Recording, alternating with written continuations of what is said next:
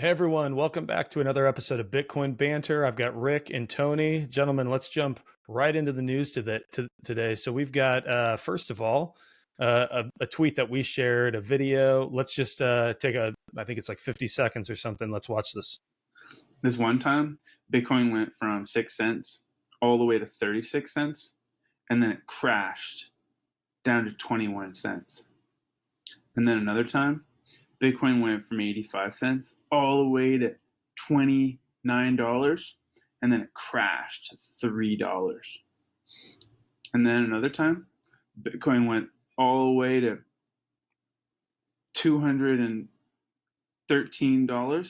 and then it crashed all the way to $70. And then another time, Bitcoin went all the way to $1,100, and then it crashed all the way to $239. So the moral of the story is don't buy Bitcoin because you know it's going to crash again. Alrighty, so reactions. Bitcoin goes up and then it crashes, and then it goes up and then it crashes. It happens. Rick, why don't you start with your thoughts? Yeah, well, I mean, look, the reason I shared this video on Twitter is it's one of my favorite videos. This one's really quite old, this video. You can probably tell from the prices that the guy's talking about, right? Like $200 and all this sort of thing. So that's like an OG video that everybody loves. And what I love about it is he's obviously having a laugh and a joke, but he's actually making quite an important point.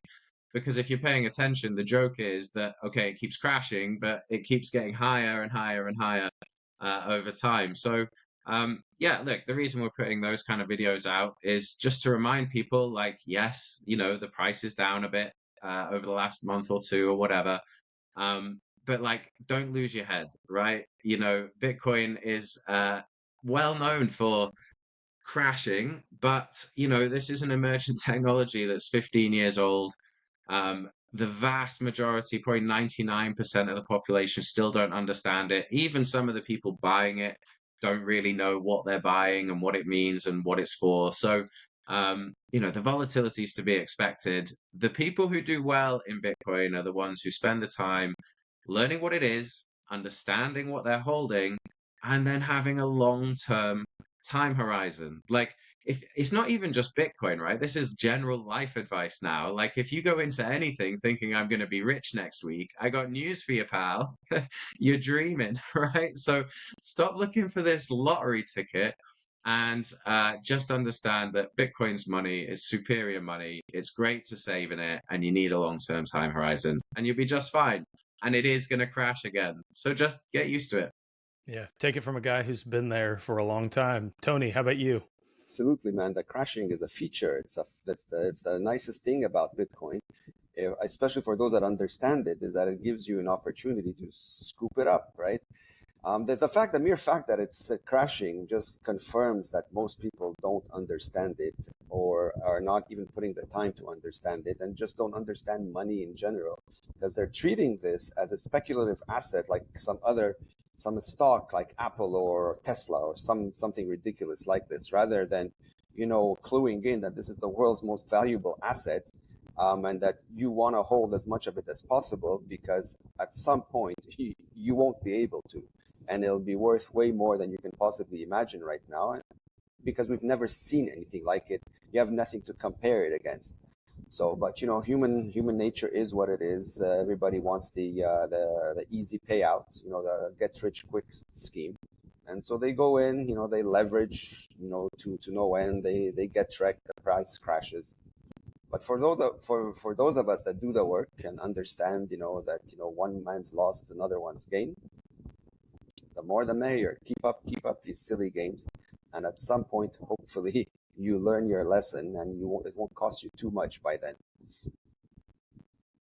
Yeah, Tony, I'd reiterate an important point that you make a lot is zoom out, quit fixating on the price because there's so much more to Bitcoin than the exchange rate between dollars. We're trying to use this ever-changing measuring stick to evaluate what Bitcoin's value is, and at the end of the day, a Bitcoin is a Bitcoin, and there's only 21 million of them. Absolutely.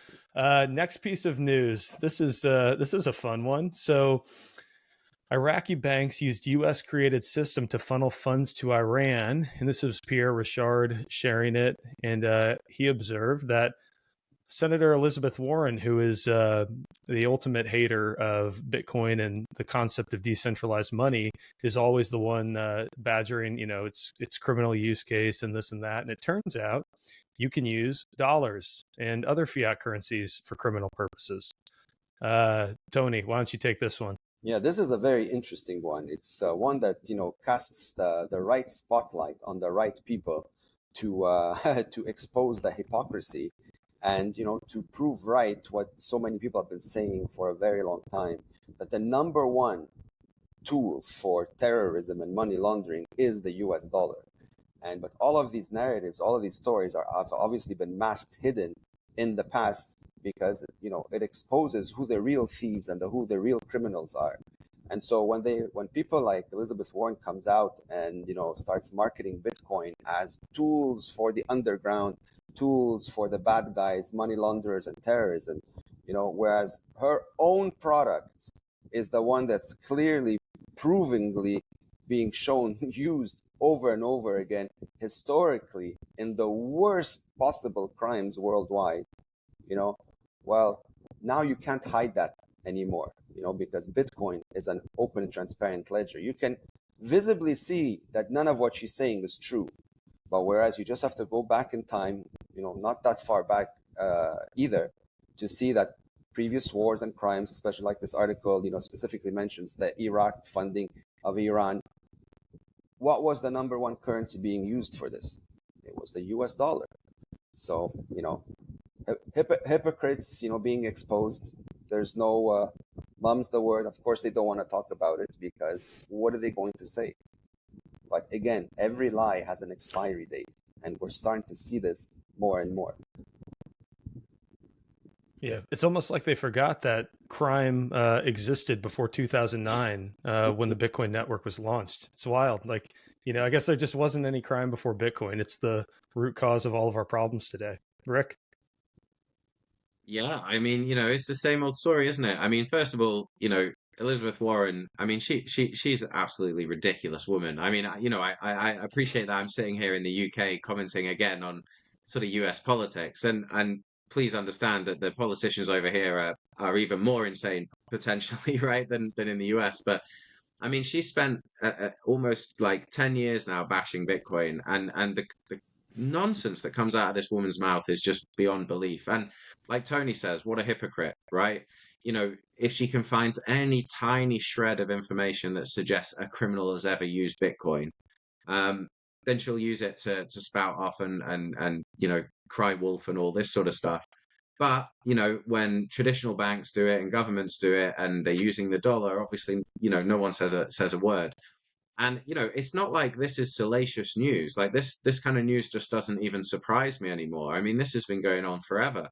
Back in 2012, I don't know if you guys remember, but HSBC, they got fined something like $1.9 billion because they'd helped the Mexican Sinaloa cartel and the Colombian Norte del Valle cartels like launder like $890 million or something, right?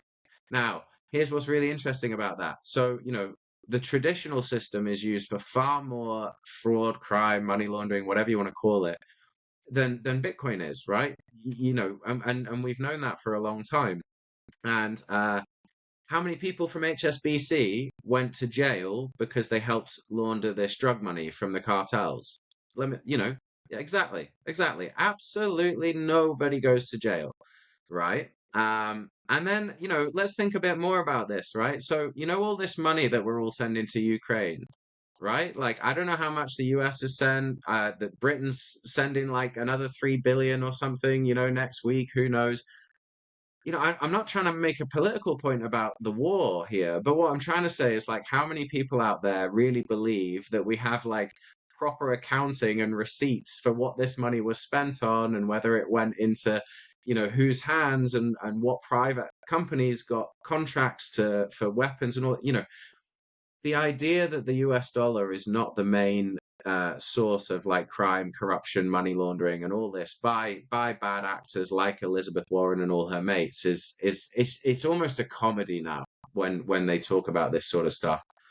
And look, the final point I want to make on this, I think it's worth mentioning on a Bitcoin podcast, is yeah, no one from HSBC went to jail. And at the current moment, the developers from Samurai, who made the service that let Bitcoiners, anonymize their UTXOs and make their payments private, those guys never held anybody's funds in their software, right? And they never even knew the identities of the people using their software.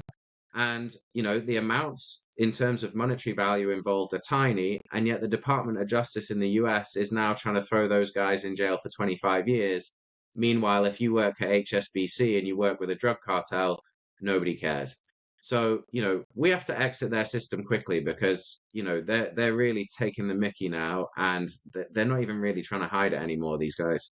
Well, the thing is, Bitcoin and I'll add that this. Oh yeah. No, I'm just saying Bitcoin is a direct competition. They understand this now, that Bitcoin is going to destroy the dollar or categorically replace it eventually. This is why they hate it. This is why they're trying to, cast a bad light onto it, hoping that the majority of the population will believe their lies, because previously that's what happened. But unfortunately for them, the truth is growing bigger in numbers on a daily basis, and they don't like this. So this is what's happening, and this is where whenever you hear somebody's talking badly about Bitcoin, ask yourself why. What is that? What do they have to gain to diss something that is based on truth, fully transparent, fully auditable, and like cannot possibly lie, right?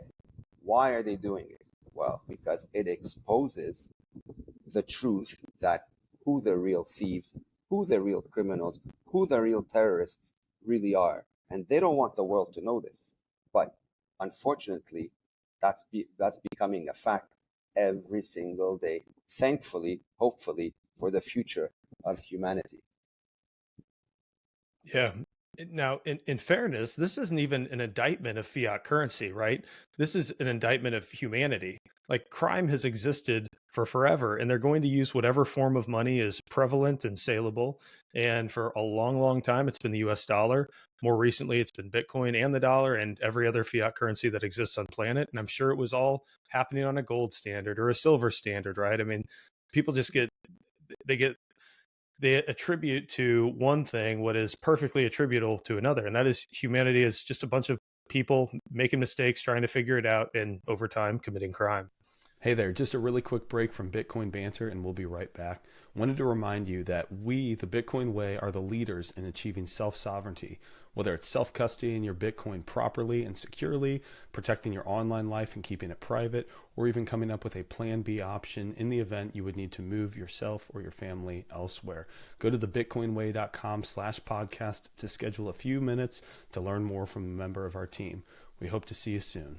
Alrighty, we've got a one I suspect is near and dear to Tony's heart. So we've got Apple. Their Apple Intelligence privacy sets a new standard, but it's not perfect. So Tony, I want to just quickly read a comment. If you know Bruce Schneier, he's a very prominent expert in the cybersecurity space. He said, overall, it's a pretty impressive privacy system for its AI that Apple's put together. But for some data, you're stuck with OpenAI's rules. So the makers of ChatGPT, for anyone listening, Apple strips identifying information when sending OpenAI the queries, but there's a lot of identifying information in many queries. Tony, you've raised the alarm on some of these new integrations of AI into technology, particularly things like smartphones that are so prominent, such a part of our everyday lives. What about this concerns you?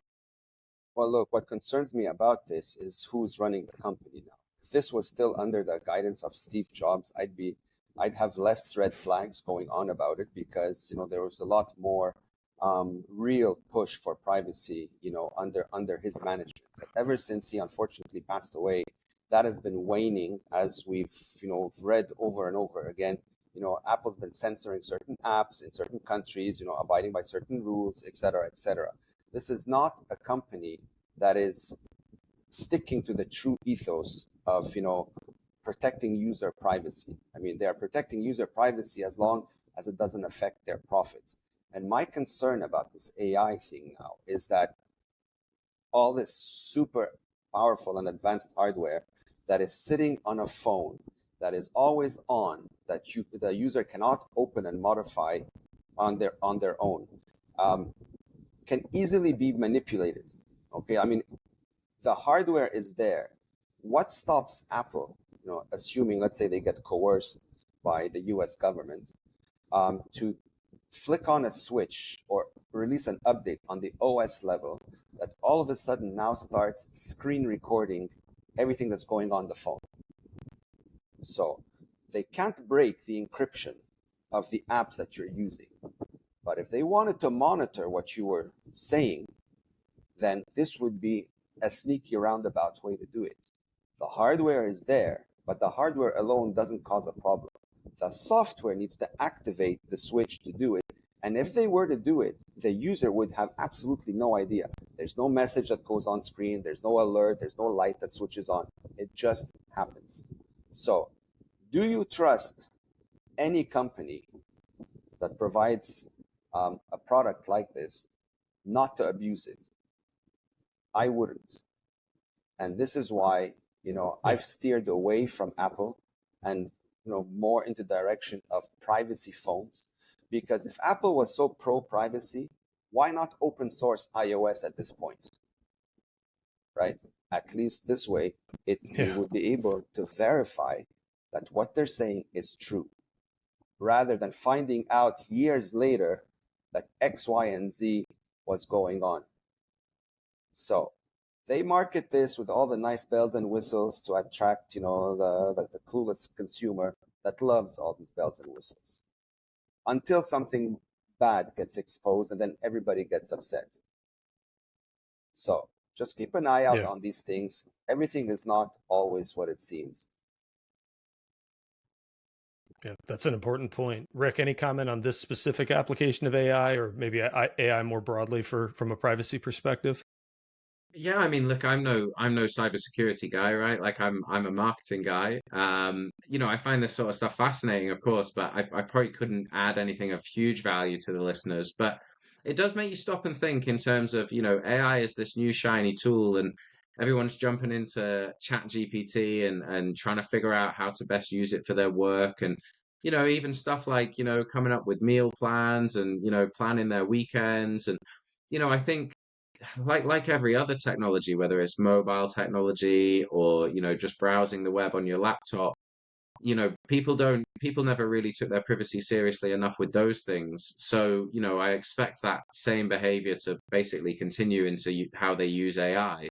And I think the worry with AI is it's probably going to be a little bit better at pulling information out of you, because rather than typing search terms into a Google search, you end up, I mean, it's hard to call it a conversation with AI, right? But you are almost in a sort of back and forth. So, maybe you let your guard down a little bit more. Maybe it's easy to, put information out there and onto the web and onto God knows whose server that normally you would be a bit more sensible about on the internet. But there's this weird feeling with AI that, you're having almost like a private conversation. And I think the point is that, okay, private companies can tell you it's private and they anonymize data and that sort of thing. But, you are outsourcing your trust to those people that is the case. And who knows, they collude with governments. You've got spy agencies. I mean, go and listen to what Snowden says about the NSA. I kind of assume they can almost access any phone they want. That's the basic assumption I take at the moment, and I think that's why, people like Tony are going down these routes now with privacy phones, because unless you can verify the source code yourself and take more ownership over your own device and how you manage it and set it up, then that risk is always going to be there. So yeah, I guess the moral of the story is, as always, improve your privacy, and, there are tools to do it. So you could get in touch with us and we'd love to sort of show you how to set them up. Well said.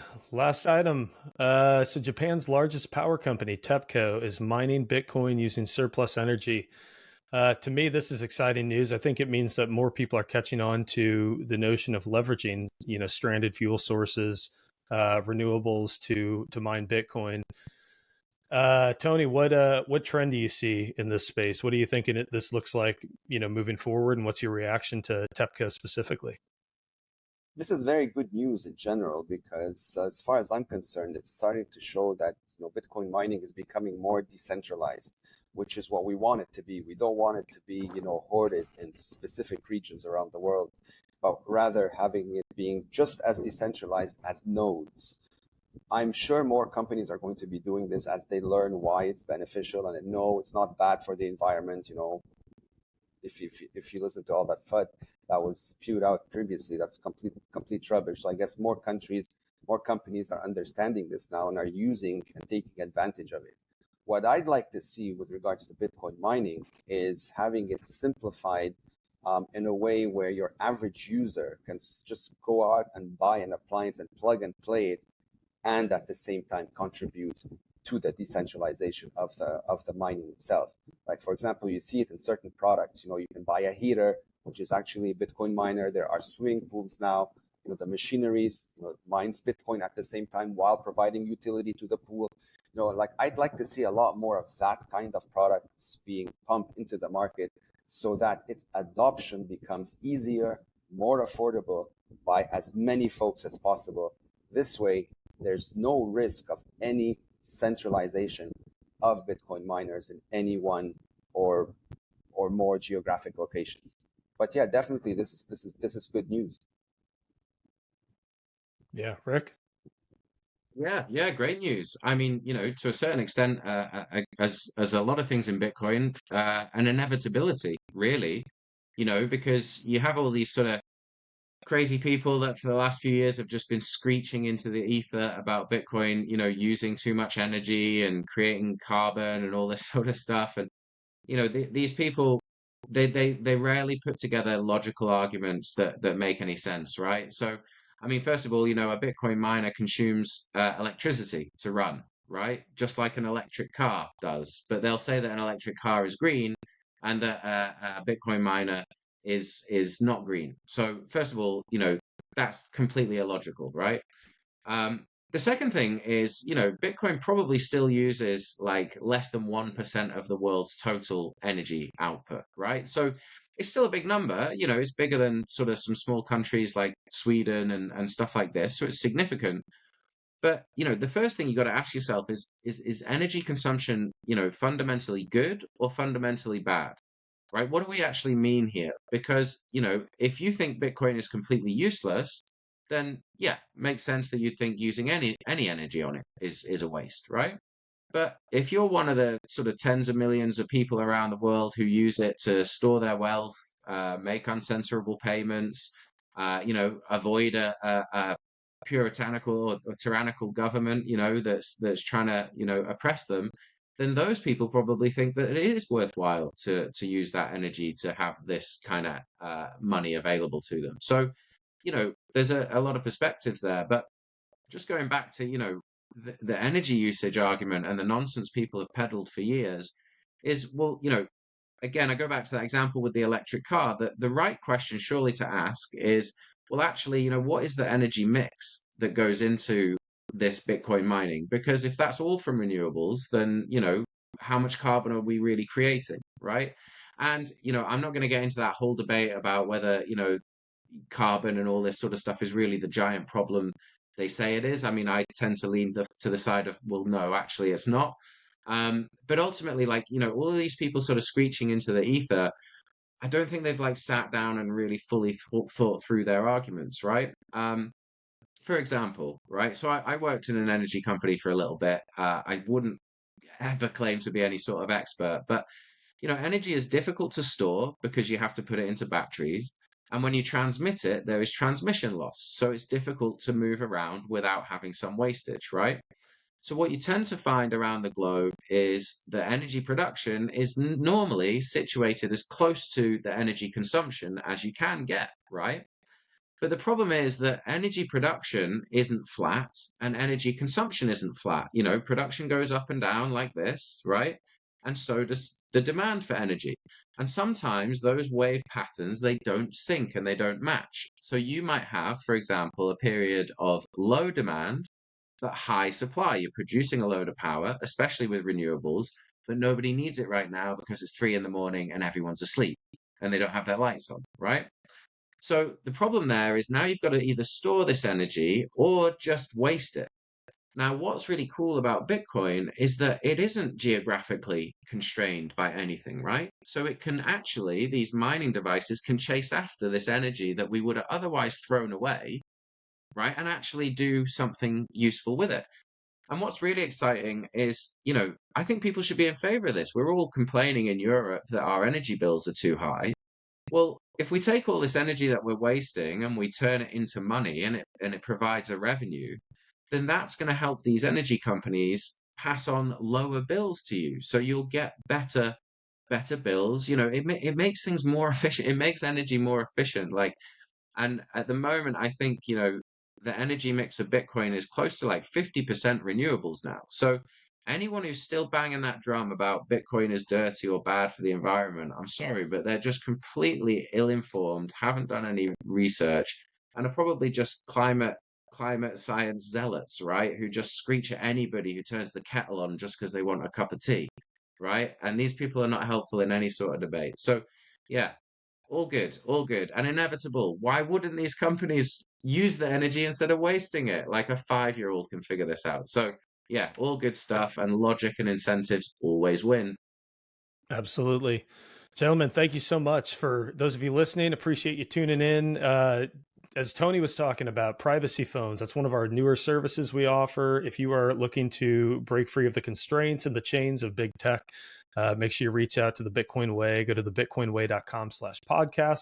We also help you custody your Bitcoin the right way in full self-sovereignty, full self-custody. Plan B, residency to citizenship options for you, online privacy. We do so many things that are so important, especially in this day of unpredictable politics and governance around the world. So we hope to see you. It's again, thebitcoinway.com/podcast. Guys, thanks for joining. We'll catch up again later in the week. Thanks, Michael. Thanks, Michael. Cheers.